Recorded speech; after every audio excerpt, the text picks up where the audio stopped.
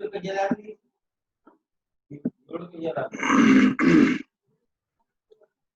morning, everybody.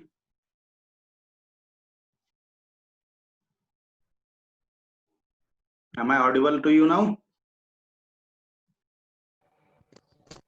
Yes, sir. Okay. So yesterday we had seen about the lesson, the Happy Prince. Okay. Before the day before yesterday, we had seen that in the city high above on a tall column there was a statue of Happy Prince, and that statue was gilded with fine gold leaves, and he had two bright eyes in the form of sapphires and a large red ruby in the handle of the sword. म्हणजे आपण अगोदरल्या दिवशी पाहिलं होतं की एका शहरामध्ये उंचच्या उंच कॉलमवर एक हॅपी प्रिन्सचा पुतळा आहे, जो पुतळा की त्या पुतळ्याला सगळीकडे सोन्याच्या पानांचा मुलामा दिलेला आहे. त्या पुतळ्याला दोन डोळे आहेत आणि दोन डोळे म्हणजे ते ब्राईट सॅफायर्स असतात, ज्याला नीलमणी म्हणतो आपण. आणि त्या पुतळ्याच्या हातामध्ये एक तलवार आहे आणि त्या तलवारीच्या हँडलला एक रेड रुबी आहे. येतो ना माझा आवाज तुम्हाला?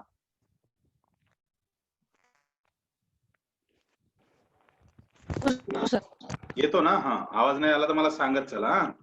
त्याच्यानंतरचा पॅराग्राफ आहे बघा, सुरुवातीपासूनच बघत आहे आपण की तो जो हॅपी प्रिन्स असतो, ही वॉज व्हेरी मच ऍडमायर्ड. त्याची नेहमी स्तुती होत असते, कारण की तो नेहमी हॅपी राहण्याचा प्रयत्न करतो. आणि एक काउन्सिलर तर म्हणते की तो एवढा ब्युटिफुल किंवा सुंदर आहे, जणू काही ते वेदर कॉक, म्हणजे ज्याला आपण म्हणतो हवेची दिशा दर्शवणारं यंत्र किंवा पवन कुक्कुट म्हणतो त्याला आपण. आणि त्याचं इंटेन्शन असा होतं त्याच्यामध्ये, that's not the matter, the matter is that the beauty of that statue. त्याच्यानंतर तिथं एक सीन असा दाखवला की एक आई आहे आणि एक तिचा मुलगा आहे, आणि तो त्या मुलाला चंद्र पाहायचा असतो, आणि म्हणून त्याची आई त्याला म्हणते की why can't you be like the Happy Prince, तू हॅपी प्रिन्स सारखा का राहत नाही किंवा का होत नाही. And why are you crying, the Happy Prince never dreams of crying for anything. आणि जो हॅपी प्रिन्स आहे तो हॅपी प्रिन्स कधीही रडण्याचं स्वप्नात सुद्धा बघू शकत नाही. त्याच्यानंतर तिथे एक डिसअपॉइंटेड फेलो राहतो. डिसअपॉइंटेड म्हणजे निराशाजनक माणूस राहतो. तो म्हणतो की I am glad there is someone in the world who is quite happy, muttered a disappointed man as he gazed at the wonderful statue. तो त्या वंडरफुल आश्चर्यचकित करणाऱ्या स्टॅच्यूकडे बघतो आणि निराशाजनक माणूस असा काहीतरी पुटपुटतो की मला खूप आनंद होत आहे की कोणीतरी या जगामध्ये एकदम आनंदी राहतो, याचा मला आनंद होत आहे. त्याच्यानंतर तिथं कॅथेड्रल चर्च मधून मुलं बाहेर येतात आणि ते मुलं चर्चा करत असतात की he looks just like an angel, said the charity children as they came out of the cathedral in their bright scarlet cloaks and their clean white pinafores. म्हणजे त्यांच्या ते स्कारलेट ड्रेस मध्ये आणि फ्रॉक्स मध्ये बाहेर येतात आणि ते एक दुसऱ्याला चर्चा करतात की तो जो हॅपी प्रिन्सचा स्टॅच्यू आहे, he was just looking like an angel, etc., etc. But at the same time, the mathematical master asked them that, how do you know? You have never seen one. तुम्ही तर कधीच पाहिला नाही तो पुतळा, आणि तुम्हाला कसं काय माहित आहे? तर मुलं उत्तर देतात, but we have in our dreams, answered the children. परंतु तो पुतळा आम्ही आमच्या स्वप्नामध्ये बघितलाय, जरी आम्ही प्रत्यक्ष जाऊन बघितलेला नसला तरी.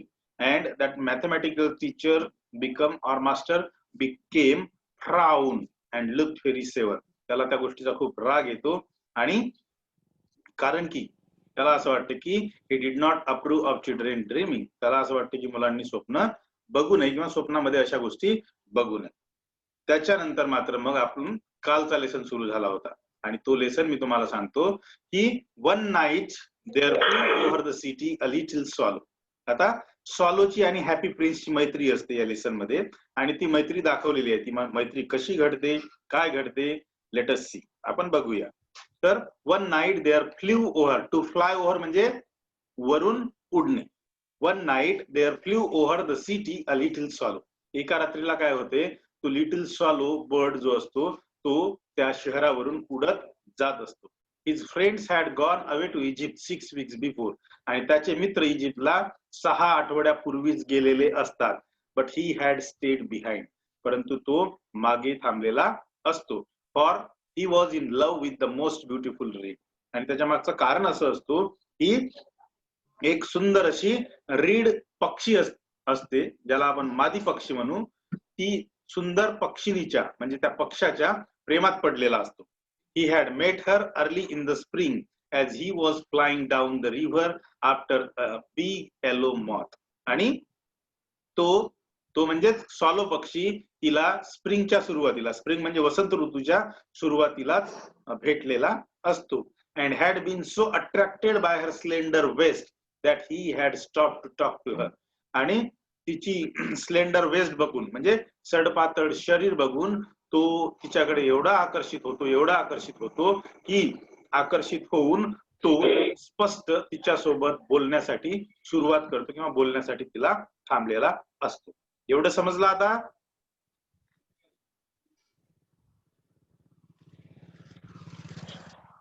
हो सर समजलं. हा, बोलत चला मध्ये मध्ये, म्हणजे तुम्हाला समजलं मलाही म्हणजे पुढे जाता येईल. म्हणजे आपण या पॅराग्राफ मध्ये पाहिलं, काल बघितलेल्या पॅराग्राफ मध्ये, की एका दिवशी रात्रीला तो सॉलो पक्षी इजिप्तला जायला निघालेला असतो.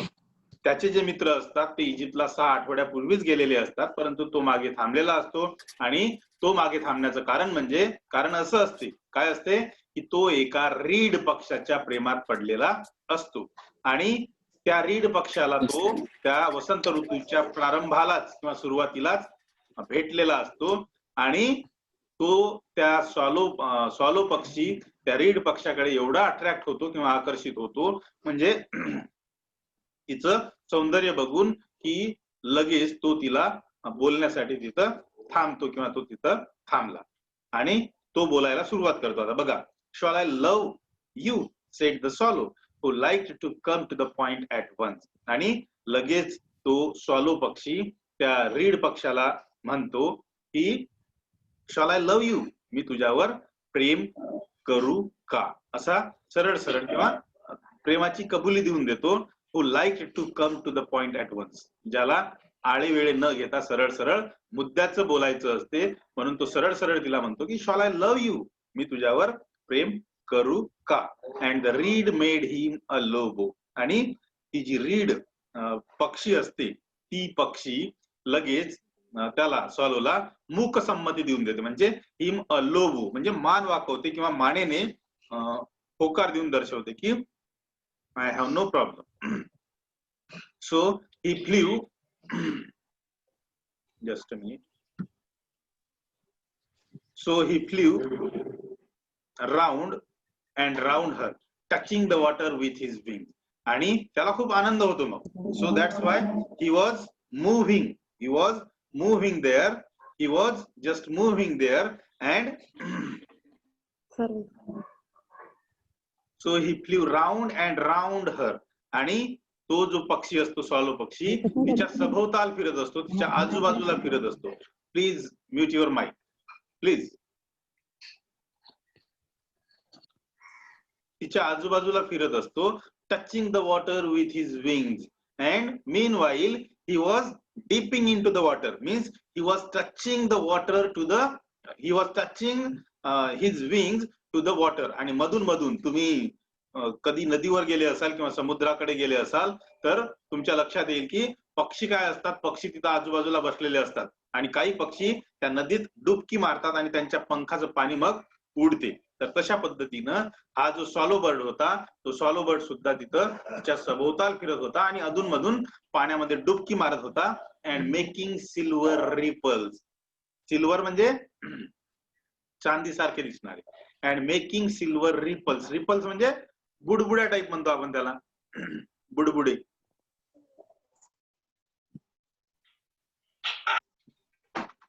आणि तो पाण्याचे बुडबुडे उडवत असतो. This was his courtship. Courtship म्हणजे प्रेम. This was his courtship and it lasted all through the summer. आणि हे जे सगळं असते, सगळं म्हणजे काय की त्या रीड पक्षिणीच्या सभोवताली फिरणं, त्याच्यानंतर पाण्यात डुबकी घेणं आणि ripples उडवणं. This was nothing but the courtship they had between them. म्हणजे त्यांच्यामधलं जे प्रेम आहे ते प्रेम व्यक्त करताना होणारा जो आनंद आहे तो आनंद त्या पक्षाचा या सगळ्या वागण्यातून दिसून येतो. And it lasted all through the summer. आणि त्यांच्यामधले जे प्रेम संबंध असतात त्यांच्यामधले प्रेम संबंध साधारणपणे समर पर्यंत म्हणजे स्प्रिंग पासून समर पर्यंत. आता स्प्रिंग ऋतू केव्हा असतो सांगता येईल कोणाला?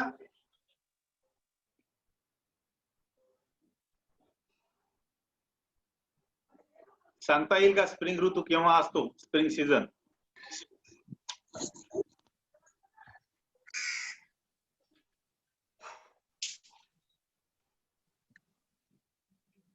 केव्हा असतो स्प्रिंग सीझन?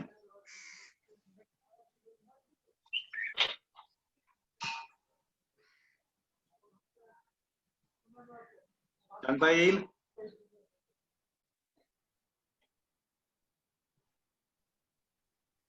नाही सांगता येणार? Okay, let us move. तर तो जो सीझन असतो तो सीझन उन्हाळ्याच्या अगोदर, जेव्हा खास करून जानेवारी फेब्रुवारी मध्ये जेव्हा झाडांची पानगळती सुरू होते तेव्हा तो स्प्रिंग सीझन ला सुरुवात होते. आणि त्यांची जी मैत्री असते किंवा त्यांचं जे प्रेम असते एकमेकांवरलं ते साधारणपर्यंत उन्हाळ्यापर्यंत टिकून असते. तर त्याच्या पुढे काय होते लेट अस सी. इथपर्यंत समजलं तुम्हाला सगळ्यांना? समजलं का? हा, मध्ये मध्ये बोलत चला. Okay, good. It is a ridiculous attachment. Ridiculous म्हणजे हास्यास्पद, ज्याला आपण म्हणतो म्हणजे हसण्यावर नेण्यासारखी. It is a ridiculous attachment twittered the other स्वॅलोज.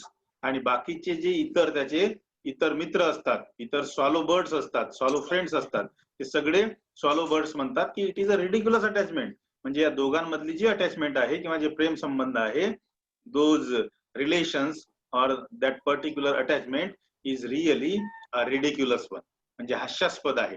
She has no money and फार टू मेनी रिलेशन्स. म्हणजे त्यांचं म्हणणं असं राहते की तिच्याजवळ म्हणजे रीड या पक्षाजवळ, म्हणजे ती पक्षिणी असते असं म्हणू शकतो आपण तिला, की सी हॅज नो मनी, तिच्याकडे पैसेही नाहीत, अँड फार टू मेनी रिलेशन्स, आणि तिचे संबंध सुद्धा खूप आहेत. मीन्स मैत्रीचे संबंध सुद्धा खूप प्रमाणात आहेत. And Indeed the river was quite full of reads. आणि सध्या तरी म्हणजे त्या स्प्रिंग सीझन मध्ये, during the season of spring, that particular river was quite full of reads. QUITE, quite म्हणजे अगदी, आणि फुल म्हणजे पूर्णपणे भरलेली. म्हणजे स्प्रिंग ऋतूच्या दरम्यान, स्प्रिंग सीझनच्या दरम्यान तिथं सगळे रीड पक्षी आलेले असतात. आणि म्हणून बाकीचे स्वॅलोज पक्षी म्हणतात की तिथं सगळे रीड पक्षी आलेले आहे आणि तिचे संबंध, तिची मैत्री बऱ्याचशा पक्ष्यांसोबत आहे आणि तिच्यासोबत पैसे नाही. आणि ह्या सगळ्या गोष्टी बघता यांच्यामधली जी रिलेशनशिप आहे, दॅट रिलेशनशिप और दॅट अटॅचमेंट सीम्स रिडिक्युलस, ही हास्यास्पद आहे. Then when the autumn came they all flew away. आणि जेव्हा पावसाळ्याला किंवा जो शरद ऋतू म्हणतात, की जेव्हा शरद ऋतू येईल तेव्हा शरद ऋतू आल्यानंतर मात्र दे ऑल फ्ल्यू अवे, ते सगळे उडून जातील किंवा ते सगळे इथून निघून जातील. Got it? काल इथपर्यंत झालं होतं आपलं, समजलं इथपर्यंत? सर. समजलं ना? हो सर. हा, सगळ्यांचा आवाज येऊ द्या म्हणजे मलाही जरा बरं वाटेल. नाहीतर ज्यांचा आवाज येते त्यांनाच समजलं फक्त आणि बाकीच्यांना समजणार नाही, असं नाही झालं पाहिजे. That's why I am asking you. Okay, so let's go towards our next paragraph. After they had gone, he felt lonely. And there is no need to open your book. Okay, you can see it here itself. After they had gone, he felt lonely and began to tire. Tire म्हणजे थकणे, lonely म्हणजे एकांतवास किंवा एकटेपणाची भावना. Of his lady love. She has no conversation. Conversation म्हणजे संभाषण. He said, and I am afraid that she is a coquette. Coquette means ज्याला म्हणू आपण productive woman or a flirtatious woman. Flirtatious म्हणजे to speak about amorous things without any intention. ज्याला म्हणू आपण मजाक करणे एखाद्या गोष्टीची, फ्लर्ट करणे म्हणतो आपण त्याला, किंवा मजाक करणे, तर that type. So the other swallow bird told that, and I am afraid that C is a coquette, for C is always flirting with the wine. Flirting means talk amorously without intention. कोणताही हेतू नसताना असंच काहीतरी बोलणे. And certainly म्हणजे निश्चितपणे, whenever the wine blew म्हणजे blow म्हणजे वाहणे, ब्ल्यू म्हणजे वाहला, the reed made the most graceful courtesies. Graceful म्हणजे वैभवशाली, आणि courtesies म्हणजे ज्याला म्हणू आपण प्रेमाचे संबंध. I admit that she is domestic. Admit म्हणजे कबूल करणे, आणि डोमेस्टिक म्हणजे तसे होते घरेलू, बरोबर आहे. डोमेस्टिक म्हणजे तसं घरेलू होते, त्याच पद्धतीनं म्हणजे ती डोमेस्टिक आहे, ज्याला म्हणू आपण घरगुती संबंध मेंटेन करणारी. But I love travelling and my wife consequently should love travelling also. हे सुद्धा आपण पाहिलं होतं. पुन्हा बघूया. After they had gone he felt lonely. जेव्हा ते रीड पक्षी सगळेच्या सगळे निघून जातील, तेव्हा याला म्हणजे या स्वॉलो पक्षाला एकदम एकांतवास जाणवेल. And began to tire of his lady love. आणि तो कंटाळलेला असेल, त्याचं जे लेडी लव्ह आहे ते लेडी लव्ह इथून निघून गेल्यानंतर, किंवा त्याची प्रेमिका इथून निघून गेल्यानंतर त्याला एकटेपणाची भावना येईल. She has no conversation. ही त्याच्यासोबत मग बोलणारही नाही. ही सेड, असा तो दुसरा स्वॉलो फ्रेंड, त्याचा स्वॉलो पक्षाचा स्वॉलो फ्रेंड म्हणतो. And I am afraid. Hello, mute करा स्वतःला.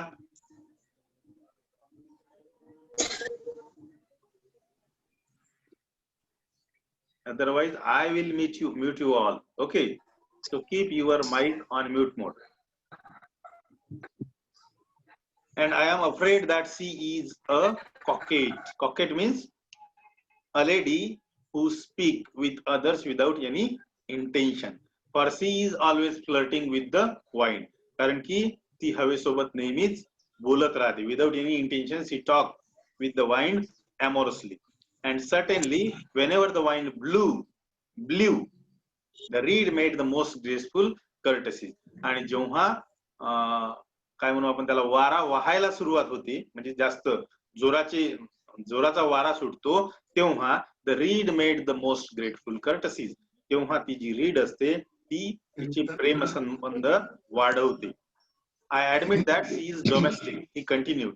पुढे तो असंही म्हणतो की आय ऍडमिट म्हणजे मी ही गोष्ट कबूल करतो की ती घरगुती पद्धतीनं रिलेशन्स मेंटेन करणारी आहे. That is a good quality in her. But I love travelling. परंतु पुढे म्हणजे ते इजिप्तला जात असतात, आणि इजिप्तला जाताना त्यांच्यामध्ये कन्व्हर्सेशन सुरू असते. बघा, म्हणजे या स्वॉलो पक्षाचे जे मित्र असतात ते मित्र इजिप्तला निघालेले असतात 6 आठवडे अगोदरच, म्हणजे साधारणपणे 1.5 महिना झालेला असतो. आणि हा रीड पक्षी का आला नाही, तो कसा प्रेमात पडला, त्याच्यानंतर त्याची जी प्रेमिका आहे रीड, ती कशी आहे, काय आहे, हे सगळं संभाषण त्यांचं सुरू असते. आणि हा कसा फसणार आहे, ती रीड पक्षी निघून जाणार आहे, आणि याला एकांतवास कसा लागणार आहे, या सगळ्या गोष्टींची चर्चा करतात. आणि मध्येच तो दुसरा जो स्वॉलो पक्षी असतो, म्हणजे या स्वॉलो पक्षाचा मित्र, तो लगेच म्हणतो की बट आय लव्ह ट्रॅव्हलिंग. मला प्रवास करायला खूपच आवडतो. And my wife consequently should love travelling also. मला प्रवास करायला आवडतो, म्हणून माझ्या पत्नीला सुद्धा प्रवास करायला आवडतो. बोला, काय म्हणणार होतं कोण?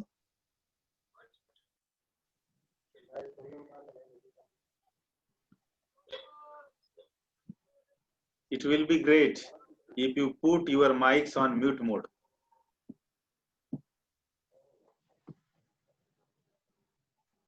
No, there is no problem. Okay. Now let's move towards next paragraph. Will you come away with me? He said finally to her. But the reed shook her head. Shook means shake म्हणजे हलवणे म्हणतो आपण, मान हलवणे असं. आणि shook म्हणजे हलविली. She was so attached to her home. You have been tripping with me. Tripping म्हणजे दुर्लक्ष करणे म्हणतो आपण त्याला, अवॉइड करणे किंवा to neglect. He cried, I am off. Off म्हणजे निघून जाणे. I am off to the pyramids. goodbye, and he flew away. All day long he flew, and at night time he arrived at the city.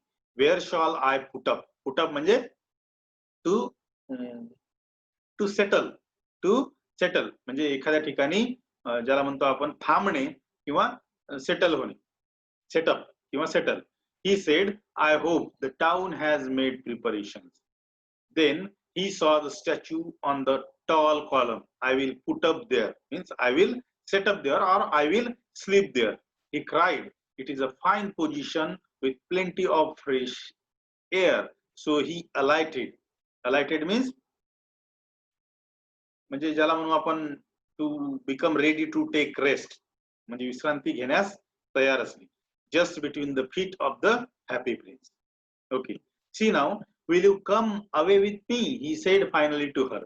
आता हे अगोदरचं जे conversation होतं ते सगळं conversation इतर सॉलो पक्षांचं होतं, म्हणजे या सॉलो पक्षाच्या मित्रांचं होतं, की तो कसा फसला, तो कसा प्रेमात पडला आणि त्याला त्याचा कसा पश्चाताप येईल वगैरे वगैरे. कारण जेव्हा रीड त्याच्या बरोबर येणार नाही तेव्हा तो कसा निघून जाईल, या सगळ्या गोष्टींबद्दलची माहिती आपण पाहिली. आता तो जो मेन सॉलो बर्ड आहे तो सॉलो बर्ड त्या रीडला म्हणतो की will you come away with me, he said finally to her. सरते शेवटी त्या सॉलो पक्षानं त्या रीड पक्षीला विचारलं की तू माझ्या बरोबर येऊ शकते का किंवा येते का. But the reed shook her head. She was so attached to her home. परंतु ती रीड पक्षिणी त्याला तिची मान हलवून नकार देते. And she was so attached to her home. त्याच्या मागचं कारण असं असते की तिचं जे घर असते त्या घरासोबतचे जे तिचे संबंध असतात ती त्याच्याशी खूप अटॅच्ड असते. ती घर सोडून कोणासोबतच जाऊ शकत नाही. नंतर जेव्हा ती नकार देते तेव्हा तो सॉलो बर्ड म्हणतो तिला you have been trifling with me. तू माझ्याकडे दुर्लक्ष करत आहे. You are negligible towards me, you are neglect towards me. So you have been negligible with me. तू काही दिवसापासून माझ्याकडे दुर्लक्ष करत आहे. He cried. तो तिला ओरडून बोलतो. I am off to the pyramids. परंतु आता मी I will not stay here any longer. मी आता इथं बिलकुल थांबणार नाही. I am of. I will fly away to the pyramids. मी आता त्या पिरामिड्स कडे जाणार आहे. पिरामिड्स कुठं आहेत? कुठले पिरामिड्स प्रसिद्ध आहेत? इजिप्तचे, of course. Right. I am off to the pyramids. मी आता त्या पिरामिड्स कडे उडून जाणार आहे. Good bye. आणि तो तिच्या प्रेमिकेला गुड बाय करतो. And he flew away. आणि तो त्याच्या प्रवासाला दूर उंच आकाशात उडायला सुरुवात करतो आणि पिरामिड कडे किंवा इजिप्त कडे जायला सुरुवात करतो. All day long he flew and at night time he arrived at the city. संपूर्ण दिवसभर तो प्रवास करतो, म्हणजे उडतच जातो. And at night time he arrived at the city. आणि रात्रीच्या वेळेला मात्र तो त्या शहराजवळ येऊन पोहोचतो की ज्या शहरामध्ये तो हॅपी प्रिन्सचा स्टॅच्यू आहे त्या शहरामध्ये तो येऊन पोहोचतो. Where shall I put up. म्हणजे मी आता आराम कुठे करणार आहे, मी कुठे सेटल होणार आहे. बरोबर आहे. रात्रीचा विसावा कुठे घेणार आहे तो स्वतःलाच प्रश्न विचारतो आणि स्वतःच उत्तर देतो की he said I hope the town has made preparation. आणि मला आशा आहे की त्या शहराने माझ्यासाठी तयारी केलेली असेल किंवा काही ना काही तयारी करून ठेवलेली असेल. माझ्यासाठी म्हणजे माझ्यासारखे जे पक्षी इथून उडून जातात त्यांच्यासाठी. Then he saw the statue on the tall column. नंतर त्याचं लक्ष त्या स्टॅच्यू कडे जाते जो स्टॅच्यू एका उंच कॉलमवर म्हणजे उंचच्या उंच कॉलमवर उभा असतो. I will put up there he cried. आणि तो जोरात ओरडतो की मी आज इथं विश्रांती घेणार आहे. कुठे? तर त्या स्टॅच्यूच्या खाली, स्टॅच्यूच्या पायामध्ये. It is a fine position with plenty of fresh air. कारण की तो स्टॅच्यू उंचच्या उंच कॉलमवर असतो आणि म्हणून उंचावर असल्यामुळे तो हा म्हणतो आपला सॉलो बर्ड की it is a fine position. ही खूप चांगली पोझिशन आहे with plenty of fresh air. उंचच्या उंच असल्यामुळे तिथं चांगली हवा सुद्धा येते. So he alighted just between the feet of the Happy Prince. आणि म्हणून तो he just come to take the rest just between the feet of the Happy Prince. म्हणजे त्याला आनंद होतो आणि हॅपी प्रिन्सचे पाय असतात त्या दोन्ही पायाच्या मध्ये त्याला झोपायचं असते आणि विश्रांती करायची असते. So here I stop. Okay, we have 6 minutes left. It will better to stop here.